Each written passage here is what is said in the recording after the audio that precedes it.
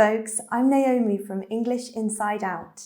Today we'll be looking at how you can improve and expand your active vocabulary so that you can sound more fluent and eloquent in English.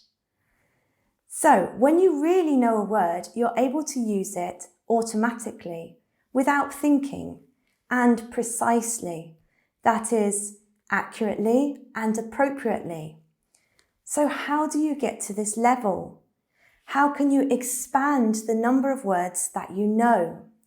Well, I have a diagram here to help you, and you'll see in the middle of the diagram is the goal, automation and precision. And we're going to start the process right at the top with reading. So why do I recommend reading? Well, reading lets you see a word in its natural context. It shows you how we actually use that word. Often, when you come across a new word in a written text, you're able to work out the meaning just from the context. And equally importantly, you're able to see what words or structures we use with that word. You might be wondering why I'm not recommending listening for this purpose. And the reason is simple. When you're listening to something, your focus is on understanding the whole meaning, rather than on the actual individual words used. Unlike reading, you simply don't have the time to analyze the vocabulary in detail. The exception to this, of course, is something like TED Talks, where you can listen to the talk and afterwards refer to the tape script. But of course, this brings us all the way back to reading. So the next question is, what should you read? Well, you should choose something that's just slightly above your current level. If the text is too easy, you're not going to learn anything. And if it's too difficult, you're going to become overwhelmed, frustrated. For the same reason, you should always start with shorter texts. Adapted texts are a really good option, and the British Council Learn English website has some great reading texts. I'll put the links for this below. And if you're upper intermediate or advanced level, you might want to have a look at authentic texts. These are texts which are written for proficient speakers of the language. The National Geographic magazine has some excellent free online articles, or you might want to check out news sites such as The Guardian or the BBC. Now you can see on my diagram that the next stage in the process is research. But you can often skip this stage and move straight down to recording your vocabulary. Don't be too quick to reach for a dictionary, because you remember things better when you work them out for yourself. However, that said, there will be times where you want to check the meaning of a word, or you want more information about it, or more examples. And these occasions, you need to use an online dictionary. I'd recommend using the Advanced or Cambridge English Dictionary. And the great thing about these dictionaries is that as well as giving you the pronunciation of a word in phonetics, you can also listen to the audio in an American and a British accent.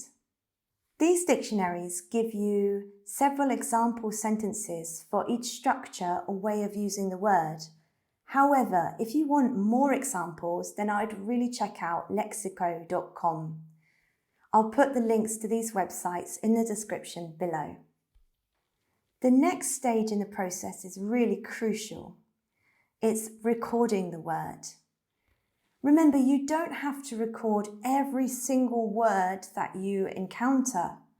Instead, choose just a few words that you really like and you want to be able to use well. These may be completely new words, or they might be words that you recognized and understood when you saw them, but you didn't remember them before this. So, what exactly should you record? Firstly, always record a word in the complete structure. Instead of writing refuse, write refuse to do something to help you remember that this word is followed by an infinitive. You'll also need to write the part of speech and try to be as specific as possible. Don't just write noun, write countable noun or uncountable noun. Of course, you'll need to include the meaning, and if you found the pronunciation difficult, you should make a note of this as well. But the most important thing to include is a personalized example sentence. This contextualizes the language, and because it's personal, it helps you remember it better, because it's about you. How and where you record your vocabulary is up to you. You might prefer to put all your words in a vocabulary notebook to have them all in one place. Or maybe you like the idea of vocabulary cards which you can use to test yourself. Find out what works for you and which system is best for reviewing the vocabulary. This brings us on to the final stage, use and recycle. It is absolutely vital that you use the vocabulary in your speaking and your writing. If you don't use it, if you don't practice, you'll either forget it entirely or it will remain passive vocabulary.